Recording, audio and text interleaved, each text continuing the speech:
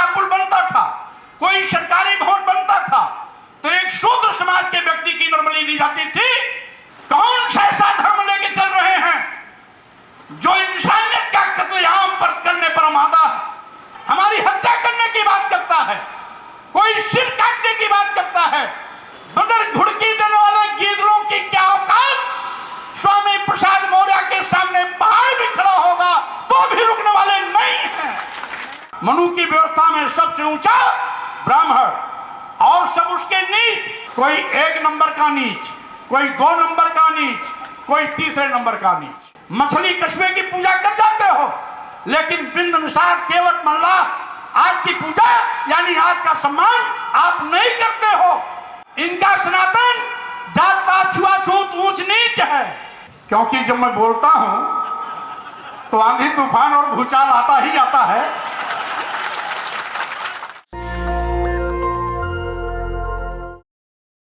साथियों, जानते हैं धर्म के ठेकेदारों ने हमें जाति पाति छुआछूत ऊंच नीच भेदभाव का शिकार बनाकर हमें हजारों साल से धन धरती शिक्षा सम्मान से वंचित करने का पाप किया था।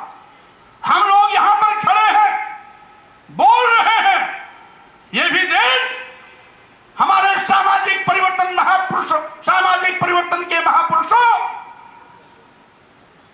के मेहनत का नतीजा है। ये भारतीय संविधान का करिश्मा, जिसके नाते हमें यह अधिकार मिला है। अन्यथा इस देश में धर्म के ठेकेदारों ने इस देश के 97% लोगों को अपना गुलाम बना के रखा, धन धरती शिक्षा सम्मान से वंचित किया। यहां तक कि इनका सूक्त वाक्य था, नारी शूद्रो नध्यता, स्त्रियों और शूद्रों को पढ़ने लिखने का अधिकार नहीं था। स्त्रियों में वो किसी भी समाज की हो, ब्राह्मण समाज की हो, क्षत्रिय समाज की हो, वैश्य समाज की हो, शूद्र समाज की हो, तो भी उसको पढ़ने लिखने का अधिकार नहीं था। 1835 में महिलाओं को अंग्रेजी हुकूमत ने पढ़ने लिखने का अधिकार दिया। अब जब भारतीय संविधान बना तो बाबा साहब डॉक्टर अंबेडकर ने उसको मौलिक अधिकार में शामिल कर हमेशा हमेशा के लिए उस पर मुहर लगाने का काम किया कि अब इस देश की महिलाएं भी पढ़ेंगी। इस देश के दलितों, आदिवासियों को, शूद्र समाज को भी अंग्रेजी हुकूमत ने पढ़ने लिखने का अधिकार दिया। बाबा साहब डॉक्टर अंबेडकर ने संविधान बनाते वक्त उसको मौलिक अधिकार से जोड़ने का काम किया। इस देश में महिलाओं का पहला स्कूल सावित्रीबाई फुले और ज्योतिबा फुले जी के प्रयास से 1848 पूना में स्थापित किया गया। साथियों, आप जानते हो पहले नरबली दी जाती थी। जब हमारे महापुरुषों ने इसके विषय में जानकारी अंग्रेजी हुकूमत को दी तो अंग्रेजी हुकूमत ने उस नरबली पर रोक लगाई। नरबली जब कोई बड़ी बिल्डिंग बनती थी, किसी नदी का पुल बनता था, कोई सरकारी भवन बनता था, तो एक शूद्र समाज के व्यक्ति की नरबली ली जाती थी। अंग्रेजी हुकूमत ने भी इस पर रोक लगाने का काम किया और भारतीय संविधान बनने के बाद तो सारी की सारी व्यवस्था चाक चौबंद हो गई। अब किसी के साथ कोई भेदभाव नहीं। बाबा साहब डॉक्टर अंबेडकर और साथ ही साथ हमारे सामाजिक परिवर्तन के महानायकों ने गैर बराबरी को खत्म किया, जात पात को खत्म किया, छुआछूत को खत्म करने का प्रयास किया, ऊंच नीच की भावना को खत्म करने का प्रयास किया, लेकिन किसी के साथ कोई भेदभाव नहीं किया। बाबा साहब डॉक्टर अंबेडकर चाहते तो बदले की भावना से जिन लोगों ने हजारों साल तक हम पर जनजातीय अत्याचार किया है उनके खिलाफ भी कुछ कानून बना सकते थे।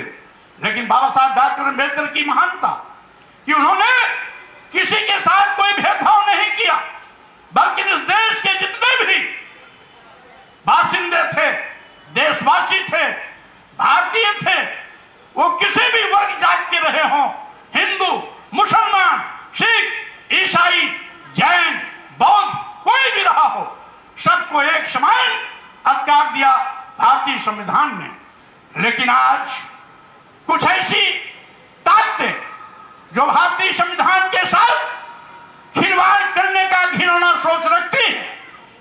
हमारा देश भारत एक संप्रभु राष्ट्र बन गया तो हिंदू राष्ट्र की मांग क्यों? हिंदू राष्ट्र की मांग करने वाले लोग इस देश के दुश्मन हैं, भारतीय संविधान के दुश्मन हैं। वो नहीं चाहते कि बाबा साहब डॉक्टर अम्बेडकर का संविधान चले। वो हिंदू राष्ट्र बना करके यहां मनु का विधान लागू करना चाहते हैं। होशियार रहना हमारे दलित, आदिवासी, पिछड़े समाज के भाइयों, आपको ये एक इनकी चाल है। जब इंडिया संविधान में लिखा हुआ है तो उसको बोलने से रोक कौन सकता है? और एक दिन पहले हिंदू राष्ट्र की मांग करने वालों को भारत के प्रति प्रेम अचानक कैसे उमड़ आया?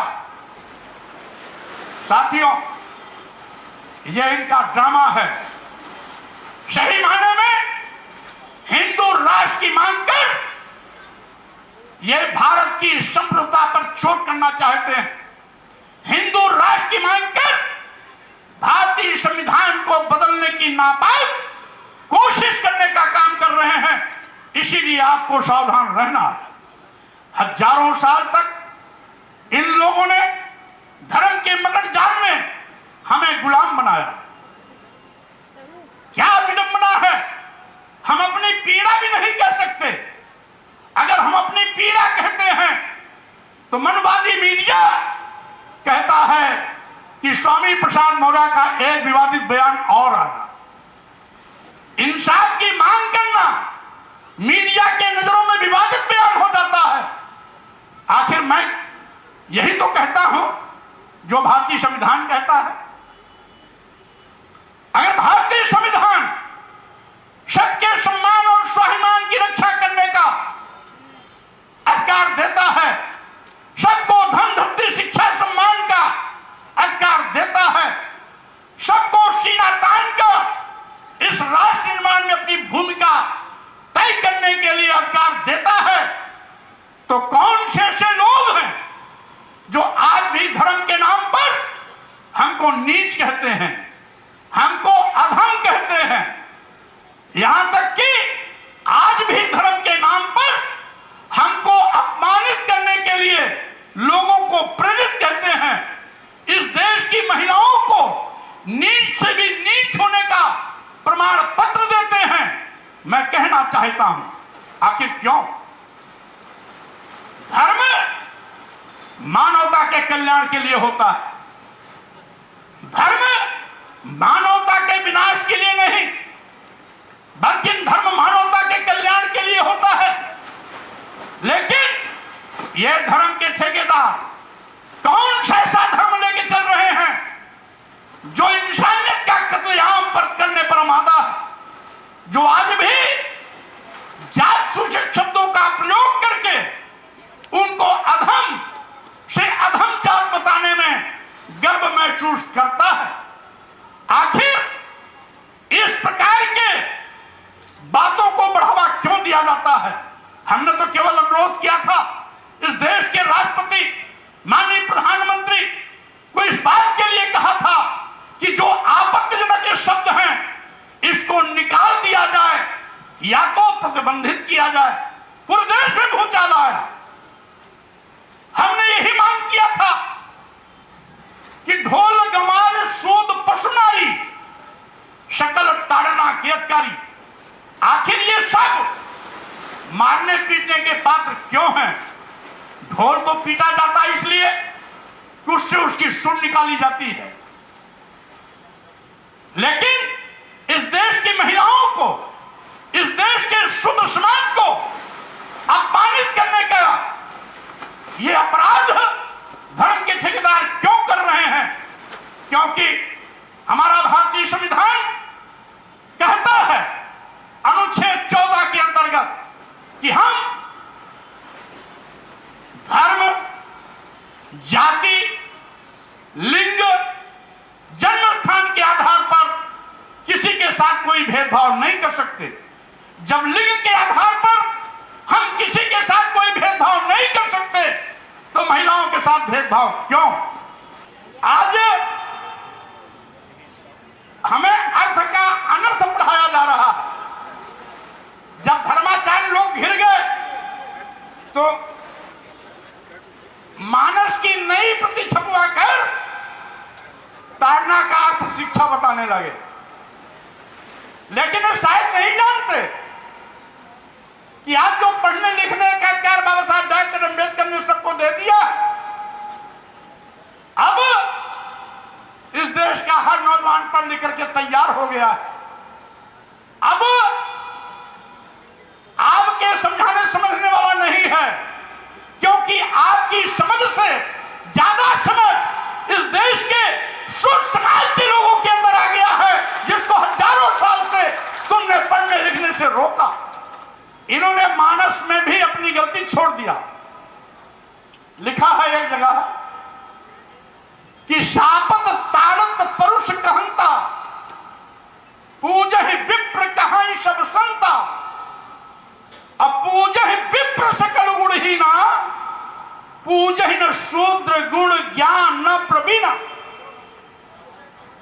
आप समझो, यहां पर ताड़न का मतलब आज भी लिखा है उसी रामचरितमानस में कि मारते पीटते प्रताड़ित करते।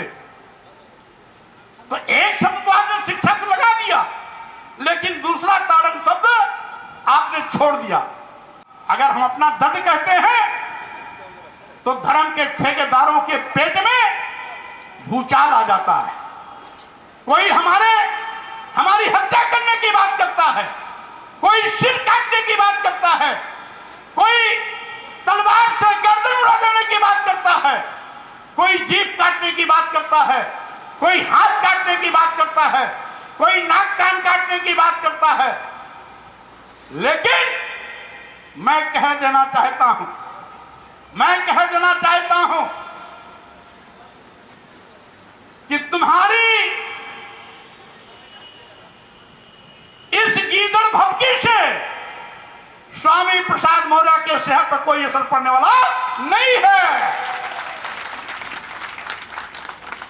और हमें तो खुशी होगी कि लोगों के सम्मान और स्वाभिमान की लड़ाई का परचम लहराते हुए, कदम आगे बढ़ाते हुए ऐसे 10-20 बंदर घुड़की देने वाले गीदड़ों की क्या औकात, स्वामी प्रसाद मौर्य के सामने पहाड़ भी खड़ा होगा तो भी रुकने वाले नहीं हैं।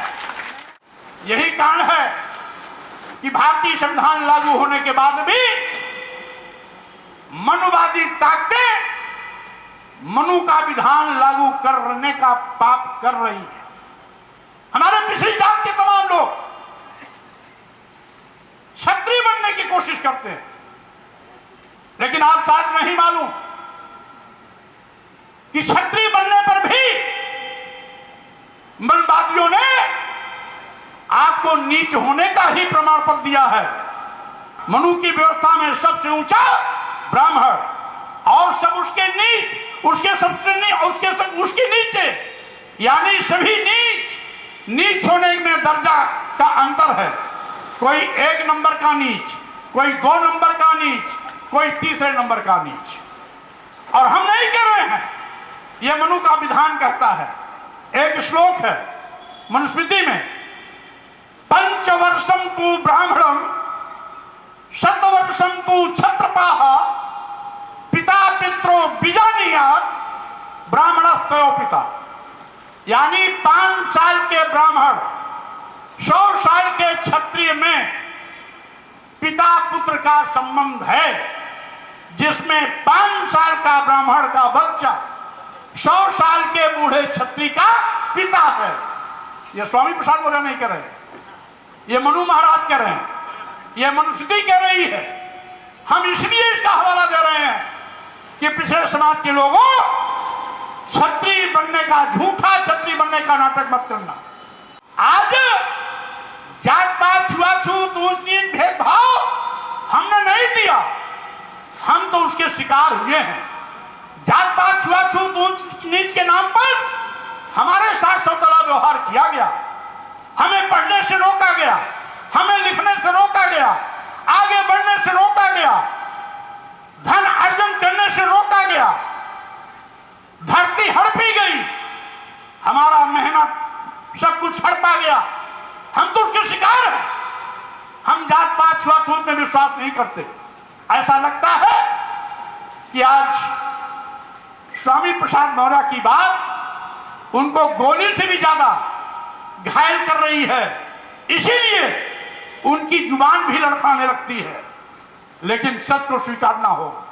अगर आप चाहते हो कि धर्म और मजबूत हो, धर्म और सशक्त हो, तो आपको धर्माचरण के रास्ते पर चलना होगा। आपको इंसानियत को मजबूत करने के लिए प्रयास करना होगा। इंसानियत का कत्लेआम करके आप धर्म को सशक्त नहीं बना सकते हो। हम कितने भी पढ़ लिख के विद्वान क्यों न हो जाएं, ये हमको अभी भी सम्मान नहीं देना चाहते, क्योंकि इन्होंने अपने ग्रंथों में लिख दिया कि पूजहीन शूद्र गुण ज्ञान प्रवीणा। गुणी भी है, ज्ञानी भी है, एक्सपर्ट भी है, यानी पीएचडी डिग्री तमाम डिग्रियां भी ले रखा है, फिर भी अगर वो शूद्र है तो उसका सम्मान मत करना। बाबा साहब डॉक्टर अंबेडकर स्वयं इसके भुक्तभोगी रहे। दुनिया की सारी डिग्रियां लेने के बाद बाबा साहब डॉक्टर अपने जमाने के दुनिया के सबसे बड़े विद्वान होकर का गौरव प्राप्त किया। दुनिया के सबसे अच्छा बड़े विद्वानों में से बाबा साहब डॉक्टर अंबेडकर एक थे। लेकिन जब इस भारत भूमि पर आते हैं तो यहां पर जात पात छुआछूत ऊंच नीच के चक्कर में दुनिया का सबसे बड़ा विद्वान होने का खिताब पाने के बावजूद भी बाबा साहब डॉक्टर अंबेडकर को इस भारत भूमि पर चप्पे चप्पे पर अपमानित होना पड़ता है। ये मनवादी व्यवस्था के लोग आज भी हमको अपमानित करने की कोशिश करते हैं। आज भी ये हमें जानवर से बदतर जिंदगी जीने के लिए मजबूर करना चाहते हैं, और यही इनका कानून है। मनुस्मृति में एक जगह लिखा हुआ है कि शूद्रम तो कार्यत दास्यम कृतम अकृतम हुआ दास्यैव तो जन्मना ब्राह्मणं तु स्वयं हुआ। यानी ब्राह्मण स्वयंभू शक्ति है, उसको कुछ भी करने की जरूरत नहीं है। लेकिन शूद्र समाज के लोग जिसमें आज एससी एसटी ओबीसी सब आते हैं, इनके लिए क्या लिखा कि शूद्रम तु कार्यत दास्यम, इनको गुलामी करनी ही करनी है। कृतम अकृतम हुआ, छदाम लेके करें या बेगारी में करें, ये इसीलिए पैदा हुए हैं, ये इनका धर्म है। ये हमें आज भी सम्मान देने के लिए तैयार नहीं। दिवाली आती है, आप पूजा किसकी करते हो? लक्ष्मी और गणेश की। लक्ष्मी की सवारी उल्लू, गणेश की सवारी चूहा। यानी लक्ष्मी गणेश की जब पूजा करते हो तो उल्लू और चूहे की भी पूजा कर जाते हो साथ साथ, क्योंकि उनके साथ बने रहते हैं। जब आप भैरव की पूजा करते हो तो भैरव की पूजा के साथ साथ उनकी सवारी कुत्ते की भी पूजा आप कर जाते हो। जब आप भवानी की पूजा करते हो तो भवानी की पूजा के साथ साथ उनकी सवारी गधे की भी पूजा आप कर जाते हो। भगवान के रूप में जब मत्स्यावतार की बात करते हैं तो मत्स्यावतार के रूप में आप मछली की भी पूजा कर जाते हो। कच्छपा अवतार के रूप में आप कछुए की भी पूजा करने जाते हो। शुक्रा अवतार के रूप में आप सूअर की भी पूजा कर जाते हो। लेकिन सूअर पालने वाले वाल्मीकि की, पासी की, गधा पालने वाले धोबी की आप सम्मान नहीं कर सकते हो। यानी जानवर की पूजा कर सकते हो, लेकिन इनके जो पालक हैं, इनके जो पोषक हैं, उनकी आप उनको सम्मान देना स्वीकार नहीं करते हो। मछली कछुए की पूजा कर जाते हो, लेकिन बिंद निसार केवट मल्लाह आज की पूजा यानी आज का सम्मान आप नहीं करते हो। ये आपकी विडंबना है। क्या सोच है? माननीय प्रधानमंत्री जी से लेकर के सारे धर्म के ठेकेदार और सारी यथार्थवादी ताकतें सनातन सनातन सनातन चिल्लाती है। जो सनातन का अर्थ नहीं समझते वो सनातन चिल्ला रहे हैं। मैं भी सनातन को मानता हूं, लेकिन तुम सनातन का तो अर्थ ही नहीं समझते। सनातन का मतलब जो सत्य है, सनातन का मतलब जो शाश्वत है, सनातन का मतलब जो हजारों लाखों साल पहले भी था, आज भी है, लाखों साल बाद भी रहेगा, वो है सनातन। जैसे सूर्य हमें प्रकाश देता है, सूर्य के प्रकाश से हमें जीवन मिलता है, लाखों साल पहले भी देता था, आज भी दे रहा है, लाखों साल बाद भी सूर्य हमें प्रकाश देता रहेगा। यह सनातन है। यथास्थितिवादी ताकतें जो सनातन बोलती हैं, उनका सनातन का मतलब जात पात, छुआछूत, ऊंच नीच, भेदभाव। उनका सनातन का मतलब मुंह से ब्राह्मण पैदा हो गया, बाहु से क्षत्रिय पैदा हो गया। क्या किसी बच्चे को किसी के मुंह से पैदा होते देखा आप लोगों ने? अगर कोई देखा तो हाथ उठा दे। नहीं ना? तो इनका सनातन पाखंड है, इनका सनातन ढोंग है, इनका सनातन जात पात, छुआछूत, ऊंच नीच है, इनका सनातन भेदभाव है। और इसीलिए हमारे सनातन और इनके सनातन में अंतर है। बाबा साहब डॉक्टर अंबेडकर यह भी कहते थे कि सुबह सुबह आप जब सो के उठते हो तो 2 घंटियां सुनाई पड़ती हैं, 1 घंटी मंदिर की और 1 घंटी स्कूल की। जो बच्चा या जिनके माता पिता स्कूल की घंटी सुनकर अपने बच्चे को स्कूल भेजते हैं, वो स्कूल जाकर के पढ़ लिख करके बड़ा ओहदेदार बनता है, डॉक्टर बनता, इंजीनियर बनता, एडवोकेट बनता, वैज्ञानिक बनता, प्रोफेसर बनता, IAS IPS बनता और अपने पूरे परिवार की गरीबी को हमेशा हमेशा के लिए खत्म कर देने का काम करता है। लेकिन जो माता पिता खुद और अपने बच्चे को मंदिर की घंटी सुनकर के मंदिर की ओर ले जाते हैं और जिंदगी भर घंटा बजाते रह जाते हैं, कभी भी परिवार का कल्याण नहीं होता है। ये तो आज ऐलान करते हैं कि जो स्वामी प्रसाद मेरा के जूता मारेगा हम उसको 10 लाख रुपया देंगे। अगर मेरे ऊपर जूता पड़ने से किसी को 10 लाख रुपया मिलना है तो मैं तो जूता खा लूंगा, क्योंकि हजारों साल से मैं जूता खाते चला आया, इन मानवादी व्यवस्था के लोगों का शिकार होते चला आया है। हजारों साल से उन्होंने अपमान किया है, इसलिए अपमान हमारे लिए कोई बड़ी बात नहीं। मैं तो कसम खाया हूं इस अपमान करने वाले लोगों का बोरिया बिस्तर बंधवा के रख दूंगा, क्योंकि जिसे अपमानित करते हैं, ये जिसे अपमानित करते हैं, इनको वही जिंदा करके रखा हुआ है। जिस दिन तुम इनको दान दक्षिणा देना बंद कर दोगे, जिस दिन तुम इनको चढ़ावा देना बंद कर दोगे, जिस दिन तुम मालपुआ हलवा खिलाना बंद कर दोगे, यह आपके पैरों पर सिद्धा देते नजर आएंगे, कहीं भी इनका कोई ठिकाना नहीं लगेगा। और साथ ही साथ ये कोशिश करता हूं कि ज्योतिबा फुले जी का कारवां आगे बढ़ता रहे, बाबा साहब डॉक्टर अंबेडकर के कारवां आगे बढ़ता रहे, सम्मान की लड़ाई लड़ते रहे, आगे बढ़ते रहे। कल आपका होगा। इन्हीं शब्दों के साथ अपनी बात पर विराम देता हूं। जय ज्योतिबा, जय भीम, जय भारत, नमो बुद्धाय, धन्यवाद। नेशनल दस्तक की आपसे गुजारिश है कि अगर इसको बचाना चाहते हैं तो नेशनल दस्तक को सब्सक्राइब करने के लिए रेड कलर के सब्सक्राइब बटन को दबाएं, फिर बेल आइकन की घंटी दबाएं। नेशनल दस्तक को बचाने के लिए बहुत जरूरी है कि हर खबर को शेयर करें, लाइक करें, कमेंट जरूर करें।